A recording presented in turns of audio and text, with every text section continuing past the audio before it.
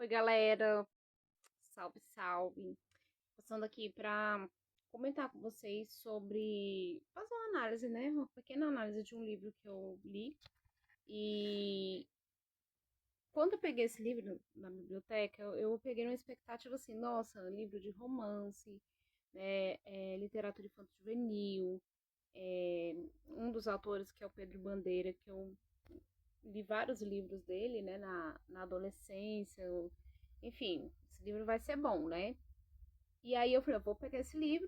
O título do livro já é muito bonitinho também, muito fofinho. Aqui não dá pra ver certinho, mas é Amor Impossível, Possível Amor. Aí é Pedro Bandeira e Carlos Queiroz Teles. O que que acontece? Inicialmente, quem começou a escrita desse livro foi esse Carlos Queiroz. Só que aí ele faleceu, ele veio a falecer, e o Pedro Bandeira, que era muito amigo dele, decidiu pegar o que ele já tinha, né, e dar continuidade a esse projeto. Esse livro aqui foi publicado pela editora FTD em janeiro de 2000. Então, se a gente for parar para analisar, já tem aí 26 anos, né, da publicação desse livro.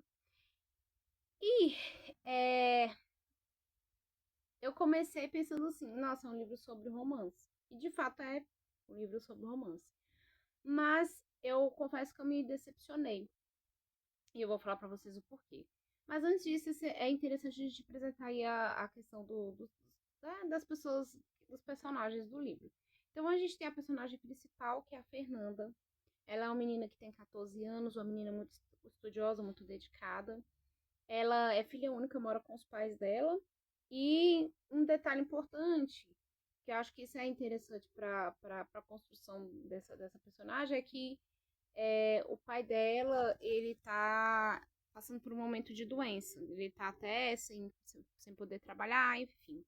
E que, de certa forma, é ao mesmo tempo interessante porque mostra que pessoas têm problemas dentro de casa, passam por situações diversas. E, de alguma forma, isso fragiliza, né?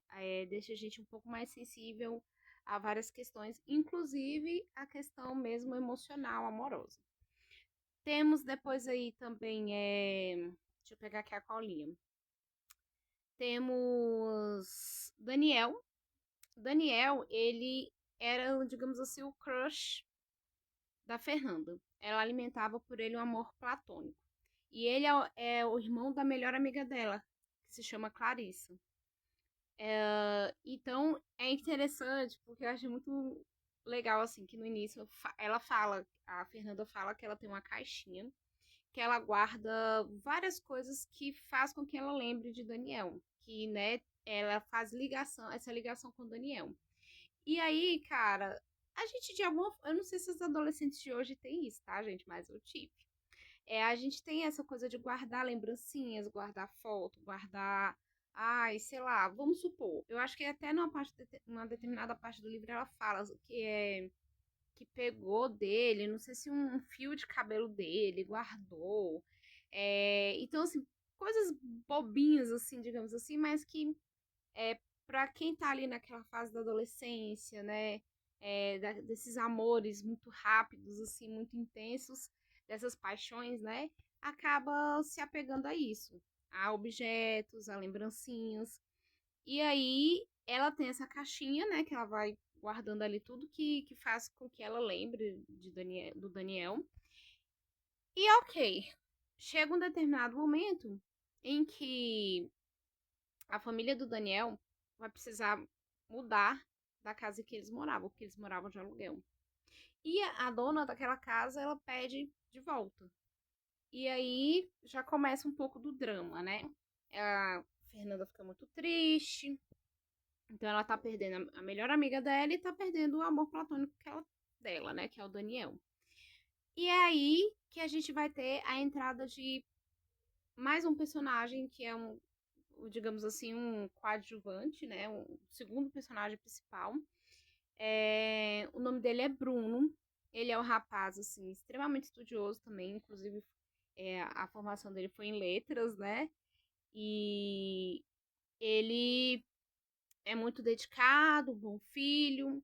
É, e aí, ele também é filho único, então ele muda para, né, para essa casa que antes Quem morava lá era o Daniel, a família do Daniel. E aí ele vai para essa casa com a mãe dele. Ele não tem pai, o pai já faleceu. Só que aí começam algumas questões que me deixaram um pouco incomodada, assim. Esse Bruno, ele tem 28 anos de idade, o dobro da idade da Fernanda. E eles começam a ter uma convivência, mas essa convivência é no sentido de que Fernanda, ela sempre foi uma menina muito dedicada, muito estudiosa. Só que ela começou a apresentar dificuldades, né? Ela, assim, o rendimento escolar dela não estava bom, porque essa questão do pai dela estar, né, doente, todo esse fator fez. E também eu acho até, inclusive, a mudança, né, do Daniel e da irmã dele. Eu acho que esses dois fatores aí fizeram com que ela ficasse, assim, mal. E a gente sabe que isso acaba afetando a nossa parte aí dos estudos, a parte cognitiva, principalmente quando a gente fala de adolescente e criança. Se para nós adultos já é difícil quando a gente está passando por algum problema, alguma dificuldade, conseguir conciliar, né, as obrigações que a gente precisa cumprir, imagine para uma criança ou um adolescente. Então, ela começa a apresentar dificuldades, o rendimento dela na escola cai, e aí nessa convivência, conversa vai, conversa vem, a mãe dela conversando com a mãe do Bruno, aí ela fala, então ela descobre que a mãe da Clarissa descobre que o Bruno dá aulas de reforço, e aí ela decide fechar com esse Bruno, né? Aí negociar aí essas aulas de reforço, que inclusive ele não cobra. Então, a convivência da Fernanda com o Bruno se dá através disso, né, mesmo, a questão das aulas de reforço. E é muito interessante porque ela gosta muito dos primeiros contatos que ela teve com o Bruno, porque o Bruno é assim, um cara sensacional, muito didático. Dá para perceber, né, que o autor, assim, os autores, eles quiseram deixar claro que o Bruno gostava muito da área dele, da profissão dele, realmente era o que a gente chama de nerd, né? E aí, cada vez mais ela vai se envolvendo com ele, mas não um envolvimento de questão romântica, é um envolvimento mesmo assim, que você tem ali, né? O professor e a aluna. Só que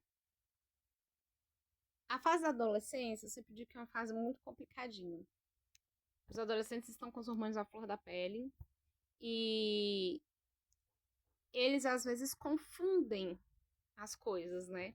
Eles têm um turbilhão assim de sentimentos dentro de si, e eles acabam confundindo em algum momento certas questões. E é o que acontece com a Fernanda. Nesses altos e baixos da vida dela, com a doença do pai, essa paixão que ela ainda tinha pelo, pelo Daniel e tudo mais, ela acaba que ela começa a olhar para o Bruno, né, de uma forma diferenciada. Não mais aquela admiração que ela tinha dele como um cara que explicava bem as matérias e tudo mais. Mas essa admiração, assim, de nossa, olha, ele é até interessante. Nossa, ele é até bonito. E ela começa no início a meio que ficar a estranha. Ela fala, não, gente, que isso? Ele é muito mais velho que eu. E aí acontecem outras situações que vão fazendo com que ele se aproxime mais. Ele se mostra um cara super amigo mesmo, super colega. Quando acontecem algumas situações em relação ao pai dela, né, que o pai dela piora em relação à questão da saúde, o Bruno tá lá por ela, ajudando lá, lado a lado e tal. Então, tudo isso meio que vai colaborar para que ela cai a ficha dela, ela deixe o sentimento que ela nutria por Daniel de lado, e aí ela passa esse sentimento que ela nutria por Daniel, ela transfere pro Bruno. E no livro vai dizer que um determinado período lá do livro vai dizer que o pai dela precisa ser internado no hospital e fazer cirurgia com urgência. E a mãe dela tem que ficar com o pai dela, né? E aí a mãe do Bruno se oferece assim: não, pode deixar a, a Fernanda aqui, ela ficar aqui em casa, dormir aqui em casa, esse período que você vai precisar ficar com seu esposo, que eu ajudo a olhar, a cuidar e tudo mais. Aí tá, né? Ok, tá, tudo bem, não há problema, né? E aí, gente, que eu fico, meu Deus, eu fiquei assim, caramba. Num determinado período, num determinado momento da história, a Fernanda e o Bruno, eles vão ter uma espécie de jantar romântico, digamos assim. E nesse jantar, né, ela acaba se aproximando mais dele. Aí, agora eu não me recordo se ele a chama para dançar, algo do tipo. E eles estão lá dançando e de repente surge aquele clima, né? Aí aquele momento assim que é o ápice assim do negócio, ela olha assim e aí ela quase beija o Bruno. Só que bem na hora vem na mente dela essa questão mesmo. Caramba, ele é muito mais velho que eu, ele tem o dobro da minha idade. E aí ela se afasta. E aí ela se afasta, ela sai, vai pro quarto e ponto. Depois disso chega a mãe do Bruno, que a mãe do Bruno tinha saído, algo do tipo. E aí, ok. Nesse mesmo dia, tem um determinado momento, ela fica deitada lá na cama, pra lá e pra cá, não consegue dormir, fica pensando na situação. E ela resolve ir até a cozinha. E ela acaba encontrando o Bruno novamente lá na cozinha. E aí, meus amigos, eles se beijam. Eles se beijam. E assim, até então, quando teve esse momento em que ela quase beijou, mas ela se afastou, aí eu imaginei, nossa, que bom, né? Graças a Deus não vai. O autor aqui não quis colocar que realmente ia acontecer algo entre eles. Mas aí depois, nesse segundo momento que realmente acontece esse beijo, eu falei, meu Deus, não acredito. E aí eu fiquei frustrada, extremamente frustrada, porque eu não sei se talvez se eu tivesse tido contato com esse livro, e a chance seria grande de eu ter tido contato, porque assim, eu gostava muito, né? Então eu pegava tudo quanto é livro na biblioteca, eu pegava para ler, principalmente se fosse de romance. Talvez, na minha época da adolescência, eu não teria ficado tão. Não teria me causado tanto assim. Estranhamento, sabe? Sabe? Eu teria ficado mais tranquilo, eu acharia até legal e tudo. Porém, com a cabeça que eu tenho hoje, sendo adulta, entendendo toda a problemática que a gente tem em relação a adultos se relacionarem com crianças, né? Crianças pré-adolescentes, adolescentes, porque infelizmente a gente sabe que existe isso. E aí, entrando nessa questão de relacionamento com adolescentes, mas a menina tem 15 anos, 14 anos, 16 anos, sim. Não dá, gente. Não dá. Tendo toda essa situação, e mesmo que na história o autor deixe claro que o Bruno, né, já era o adulto, 28 anos, ele é um cara super bacana, estudioso, trabalhador, tarará. Gente, é inconcebível, não dá. Não dá pra achar isso, tratar isso como algo normal. Então, assim, quando eu me deparei com isso, eu falei, caramba, que merda, que merda. E aí, eu acho muito perigoso também, mesmo nos dias de hoje, que a gente tem mais acesso a conhecimento, né? Que fala-se mais essa questão que não é normal, né? Um adulto ter um relacionamento com um adolescente, enfim. Eu acho muito perigoso esse tipo de história, né? Porque da forma como foi passada no livro, a coisa mais bonita do mundo, gente. Inclusive, o autor vai colocar aqui no livro situações assim, que ela fala: ah, mas minha mãe, que a personagem, a Fernanda coloca assim, pensando: ah, mas minha mãe casou com meu pai. Minha mãe, se eu não me engano, era 10 anos mais nova que o pai dela. E se a gente for parar pra pensar, pela época que foi escrito, e bem antes disso, que era considerado normal uma adolescente casar com um cara mais velho, ter filhos, constituir família. Aí, assim, acaba que você, se você já não tiver um senso crítico bem construído, quem é adolescente vai achar isso normal, mas realmente, né? Minha avó, por exemplo, minha avó casou com meu avô 20 anos mais velho que minha avó, vamos supor. Mas a gente sabe que não é assim, isso não é normal. E aí, o livro, ele termina é, após esse acontecimento, né, que eles acabam se beijando, ele se afasta, ela se afasta, e aí, não sei se é 1 ou 2 dias depois, ela conversa com a mãe do Bruno, e a mãe do Bruno fala: olha, o Bruno, ele deixou uma carta para você, porque ele vai mudar para um lugar que fica mais perto da universidade, porque ele tá fazendo, tá estudando, né? Ele tava, se não me engano, fazendo uma pós-graduação, algo do tipo, uma especialização. Então ele vai mudar para mais perto da faculdade, né, da universidade, e ele deixou essa carta para você, que ele agora não vai mais morar aqui. Tá. Aí ela pega a carta, ele escreve várias coisas e tal. E eu pensei: ah, então pronto, acabou nisso daí, né? Talvez seja por isso que também o nome do livro foi Amor Impossível, Possível Amor, não sei, enfim, né? Que em determinado momento ela achou que pudesse ter algo entre eles, mas aí depois não teve.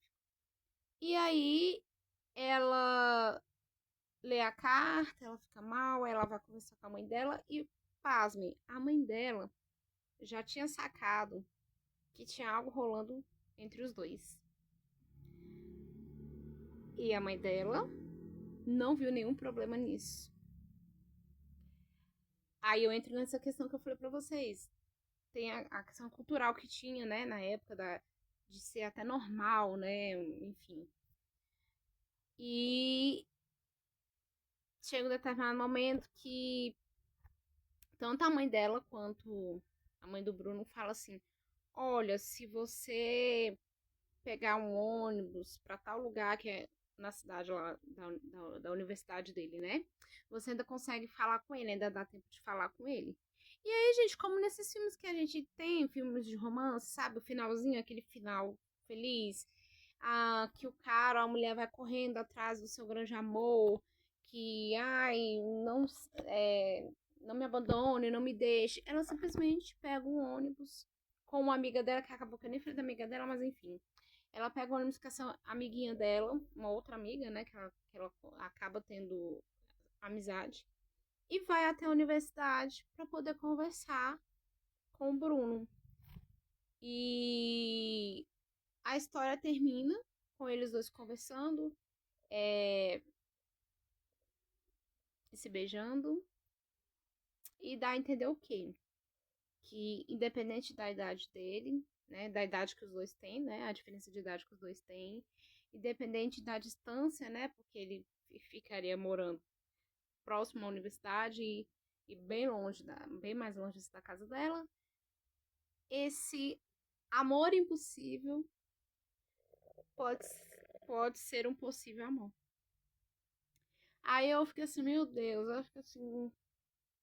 Ai, fiquei muito frustrada, muito decepcionada, porque é algo muito sério, né? A gente sabe o quão sério é isso, o quão bizarro pode ser isso.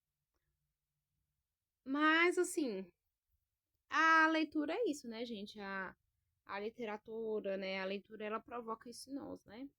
Ela provoca revolta, ela provoca alegria, ela vai provocar uma reflexão, vários sentimentos. Mas, assim, eu não esperava, principalmente por ser, né, de um dos autores que é o Pedro Bandeira, que eu sempre gostei muito, né, desse autor.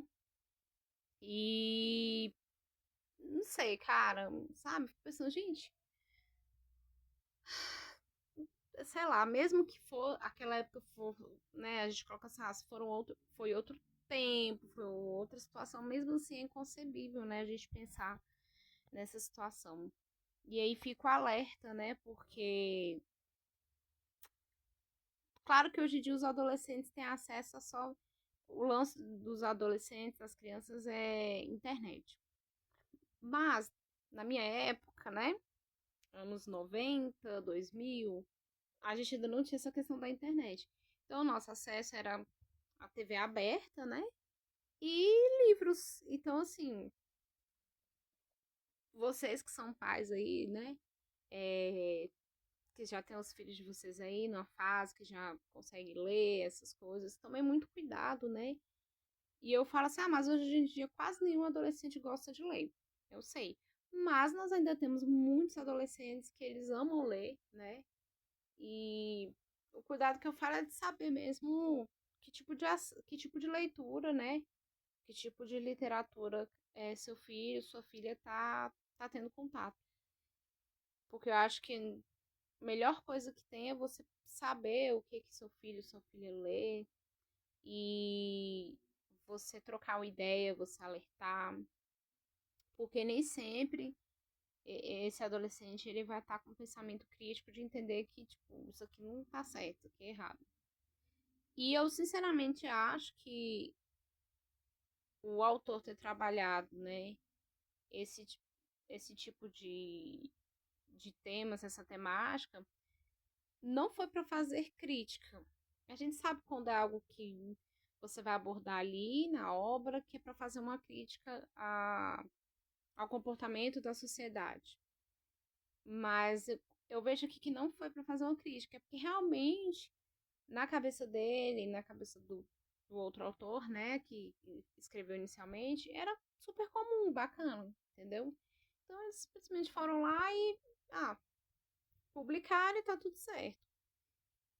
E é até interessante, porque como eu peguei na biblioteca esse livro, aí tem aqui o nome de um menino, não vou falar o nome dele, né? Mas tá escrito assim: Cef Polivalente, sétimo F, Matutino. Ou seja, esse livro aqui foi adquirido por um aluno do sétimo ano. Com certeza foi projeto de leitura, né? Algo do tipo. E assim, depois ele resolveu se desfazer do livro e tudo mais. Mas aí eu acho assim muito. Eu acho que serve até de alerta, né? Para aquele professor. Eu, por exemplo, eu gosto muito, eu sou professora que eu gosto muito de trabalhar a leitura mesmo em sala de aula. E eu gosto de trabalhar leituras assim infanto-juvenis, porque não adianta você querer trabalhar algo mais aprofundado, sendo que o aluno não lê nenhum gibi. Então, eu gosto de trabalhar com leituras assim mais tranquilas e respeitando muito essa questão do aluno, do gosto do aluno. Eu gosto de romance, eu gosto de suspense, eu gosto de tal. E você tentar cultivar nesse aluno o gosto pela leitura. Mas fico alerta. Eu fazia muito assim. O aluno escolhe um livro ou na biblioteca, ou ele vai trazer de casa para poder realizar a leitura. Só que aí a gente precisa tomar cuidado, porque, sei lá, o aluno fala, eu vou pegar, vamos supor, né? Tô colocando aqui, 50 tons de cinza. Não dá, né, gente? Assim, é outro, entendeu? Então a gente tem que tomar cuidado para saber, assim, se aquele livro que o aluno pegou, que ele está trabalhando dentro de um projeto, né, de literatura na escola, não tem questões ali, temas que vão ser temas que não, naquele momento, para aquela faixa etária, não pode não agrega, né? Que não é correto, não é certo. Uma coisa é esse aluno lá fora, na casa dele, seja onde for, ter acesso a certos tipos de coisa, porque é a responsabilidade dos pais. Outra coisa é sob a supervisão do professor. E não que assim, a gente tem que falar sobre certos temas, mas é igual eu falo, se for algo que você vai trazer uma crítica para aquilo, para fazer com que aquele aluno reflita sobre aquela determinada situação. Igual tem muitos livros, assim, infanto-juvenis, que falam sobre o uso de drogas. Inclusive tem um assim, maravilhoso, que é do autor Valci Carrasco, Vida de Droga, que fala muito, assim, é muito forte mesmo. Mas a forma como ele passa, como ele fala, não é no sentido de normalizar aquela situação, mas para trazer um alerta, para servir de alerta para aquele adolescente. Então, é nesse sentido que eu falo. Bom, gente, então é isso. Fiz minha análise, né? Espero que a forma como eu me expressei